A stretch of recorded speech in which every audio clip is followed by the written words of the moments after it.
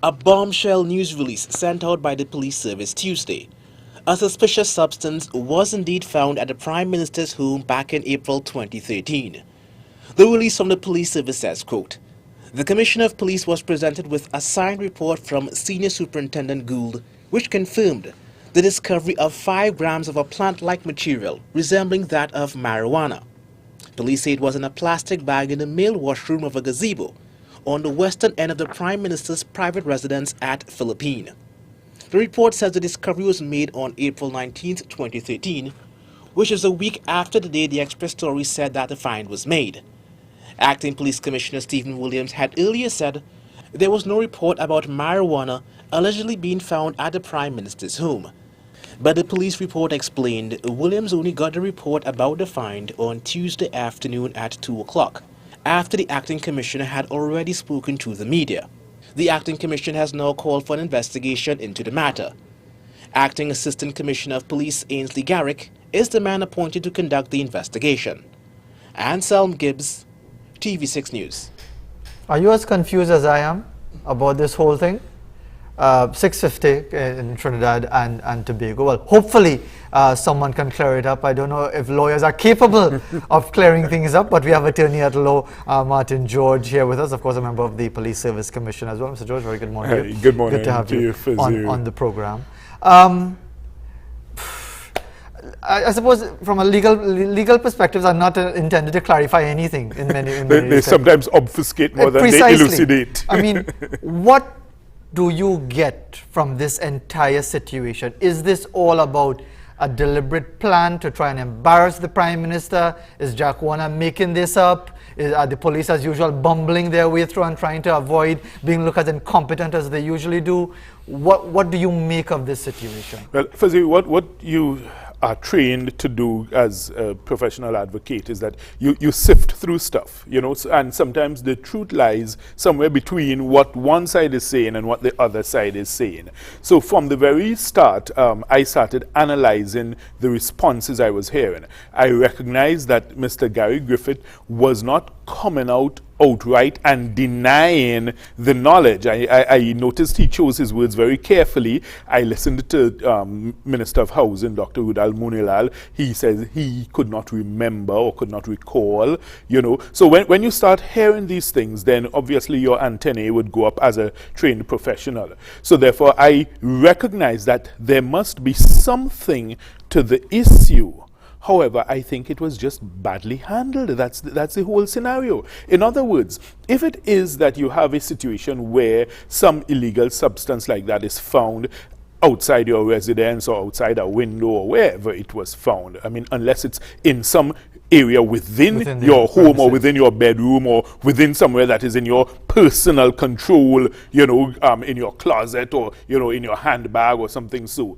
Then if it's found on premises where you have lots of people in and out of the premises all the time, you'd have security personnel, etc., then I don't think there can ever be any rush to judgment to make any suggestion that you, the homeowner, would be implicated in it. It's a simple situation. Say, for instance, you have a construction site, you're building a house, you have workmen in and out, the contractor bringing in all kind of people, you have delivery personnel, and then someday the police come and they find, you know, some little bit of marijuana there. You, the homeowner, could hardly be held responsible for that. And I think that may exactly have been the type of scenario that occurred. Why the big fuss? Is this a campaign by the Express? No, No. I think what may have happened, and as I say, I mean, I have no knowledge how the minds of politicians work. You don't? You know? So the thing is, it appears that maybe from a PR perspective, it was decided to not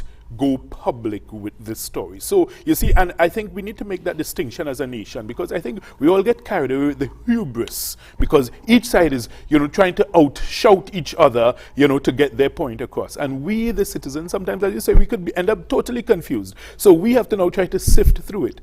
And I think maybe it may just have been from a PR perspective that it was decided, look, let's not say anything about this, because at the end of the day, it may have been that absolutely no criminal connection could have been made with the homeowner. So therefore, from a PR perspective, the homeowner may have wished, or those around her may have wished, look, let's not let this issue out. So there's that aspect. That is different from saying that there was a criminal cover-up. In other words, if you are saying the homeowner was directly involved in the question of the possession or ownership of the substance, and then you are now seeking to prevent criminal charges being pressed, that's a different issue. So there are two different things. So there may have been a PR quote-unquote cover-up, and I use the words very guardedly, I understand. and I only understand. because that's the expression that is bandied Exactly. about these days. But But the point is, it's different from a criminal cover-up. Correct. But if it is as it is being described in a gazebo, in a washroom or whatever, what is there to hide? Well- I mean, what is there to say? Boy, they find 2 grams of marijuana in a gazebo. I don't know if it was a workman. That's why End I of said, story. That's why I said, Fazeer, I think it was badly handled from the get-go. And you see, but the point is, when you have these missteps occurring, instead of persons coming forth at the earliest possible opportunity and making a mea culpa and saying, well, look, hey, listen, I ought to have handled this differently, what you have is persons try to hold fast to the position which was put out, and then now you have to now add layers and layers of further deception now to try to justify what was a simple initial error in the first place. So I think that's really what has caused this whole thing to spin out of control. And now once you harden your position and you dig in your heels, then of course the stakes get higher and higher, and the nation looks on in just amazement as you hear, allegations and counter-allegations going wild all about the place. In a short while, we're going to pause for the news, and we'll continue our discussion after the news in relation to all of these and other things that are happening as far as investigations and so on. But just in the wording of this police report that has now surfaced, 5 grams of a plant-like material resembling marijuana.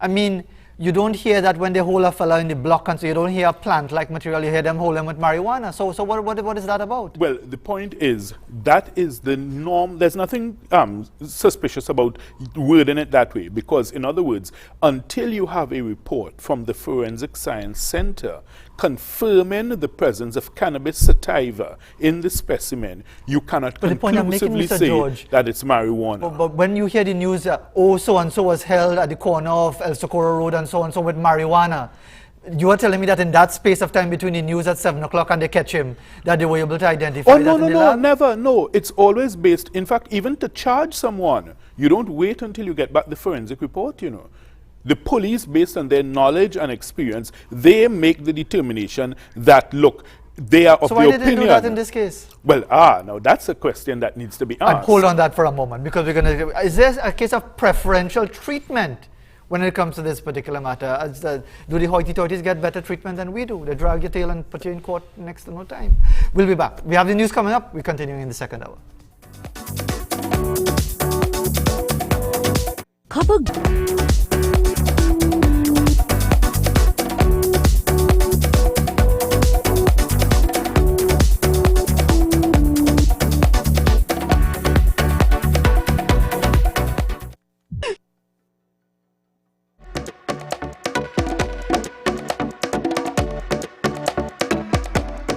Minutes after 7 o'clock in Trinidad and Tobago. Good to have you with us as we continue in the second hour in the middle of your business on this Wednesday, the 17th of June, 2015. We still have Attorney at Law Martin George here with us to try as best as possible to sift through all of these different issues. Mr. George, just your perspective. I mean, 82 days to go to a general election.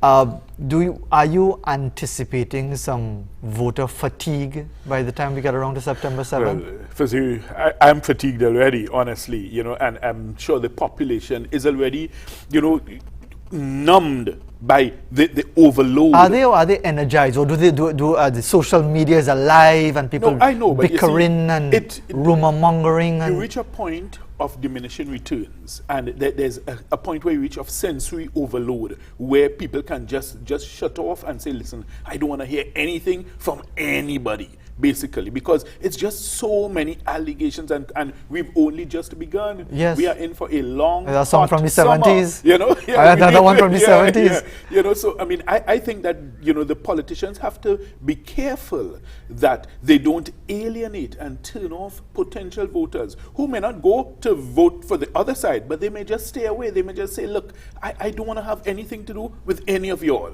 Might that not be even considered a strategy, in the sense that, and I know it sounds a little far-fetched, but this is the time when you have all kind of far-fetched sort of rumors floating around, that the idea might be that we need really our diehards to support us, and those who are on the borderline, or those who have chosen not to vote, are really the ones who may likely vote against us. So the better they stay away. But that's a risky strategy for either of the major parties to adopt, because they both need to have some cross-border appeal, particularly in the marginal constituencies. So I wouldn't recommend that. As I say, I don't have the foggiest idea how the mind of a politician works. But I mean, the point is, I couldn't see that being a viable strategy, given the fact that you need to have some cross-border support. And just returning to the police and this whole matter, and whether or not the government or the individuals concerned could have handled it a lot in a more frank and straightforward manner, and could have dissipated this a long time ago. But from the whole question of the credibility of the police and the police service, doesn't this come across as just another example of either incompetence or an unwillingness to provide information freely and openly to the public? Well, I wouldn't want to add to the obvious, you know, agony that is being experienced by the police service at this point. But all I will say, Fazeer, is that it certainly does not inspire public confidence. It does nothing to boost that. And you see, I think it's the way we manage things that really brings about the result that you get. So in other words, if it were that this had been managed better from the get-go, then we would never be in this imbroglio at present. If you recall, when President Obama was running for office, he came out freely and admitted, look, in his earlier days, he did experiment with marijuana, he did smoke marijuana. So he took up front and he made it clear, and, you know, people dealt with it and they moved on. And I think similarly in this scenario, had it been that, you know, in fact, it would have been a very nice spin to put on it to indicate, look, there's been an alleged security breach, and therefore you're going to beef up the security at the Prime Minister's residence because this substance was found, and you put an end to the story. But unfortunately, it appears, and I think it really was a PR disaster. That's the whole point. And I think it was a PR decision that, look, we are not going to say anything about it. And of course, persons who knew about it, they can store that in their memories and later on reveal it as occurred in the circumstance. Or so record then it, appears or record it, yes. And what about the legality of that? Can there be charges laid for someone who might have known about an illegal act or a possible illegal act and chose to stay quiet about it? Well, the point is, it's different if you are, you know, charged or found guilty of attempting to pervert the course of justice. If, however, you are not the person who had any direct responsibility for moving it forward, instituting charges, then your knowledge and your silence doesn't really implicate you in any way. But of course, we have to consider the circumstances as to whether there was any movement forward with the matter by the police service, or whether there were instructions, and this is where it can become a criminal issue. If there were instructions to quote-unquote bury the evidence and not take it further, and if those instructions were complied with, then of course that's a different issue. We had, if you recall, the issue with the Bajan fishermen in Tobago, where apparently instructions were given to let them go. Thank you. You see? So that's what I'm talking about, where you have a direct interference. That's a different So just issue. so we could understand, if I see somebody kill a man and they don't call me as a witness for any reason, and it comes up 5 years later that I actually saw everything that happened, but I was under no compulsion to reveal it, you can't charge me? Nothing at all. Nothing at all. You have absolutely no obligation. And just very quickly before we conclude, Mr. John, we do appreciate you joining us to offer some legal perspective on some of these issues, and even a broader perspective as well. Is there something, as far as legal processes within the police service that makes these seemingly straightforward matters so cumbersome, so tedious, and so long-winded? Well, the thing is, I would think that if people would simply follow the procedures, practices, and protocols which are established, and the police service has basically documented in several ways the things that must be done. They have their standing orders, their regulations, things which clearly identify, okay, if this exhibit is brought in, then it must be logged in the station diary. There must be, so whoever's in charge of the station must be aware of what was brought in. Then, of course, there's the question, well, okay, you detail further investigations, then there must be a report as to what was the result. So these are the things that I think that ought to have been done. And of course, well, maybe now that I understand an investigation is being launched, I mean, of course, very late after, late in the day. Very late in the day, so I'm not sure what is going to come off that. But the point is, had those procedures been followed, then even the scenario where you had, as someone described it, egg on the face of the top brass of the service by saying, there's nothing, and then, of course, the next day having to reveal that, well, yes, we now know of something. I think that's where the system has not worked, but it's not because of the lack of procedural directives and guidelines. It's because of either interference, as I say, of which I don't have any knowledge, or persons simply not following the procedures. As you say, you don't want to add to the anguish of the police service, being in the Police Service Commission specifically, but if there, and before we conclude, if there was one thing you could recommend, if there was one suggestion that you could make that would assist in what appears to be, from the outside, if it appears ultra-critical, bumbling and contradicting yourself and so many things. If there was one thing you could recommend, what would that be? Well, it would be two things, Fazeer, and Okay. there are two recommendations that I've made repeatedly.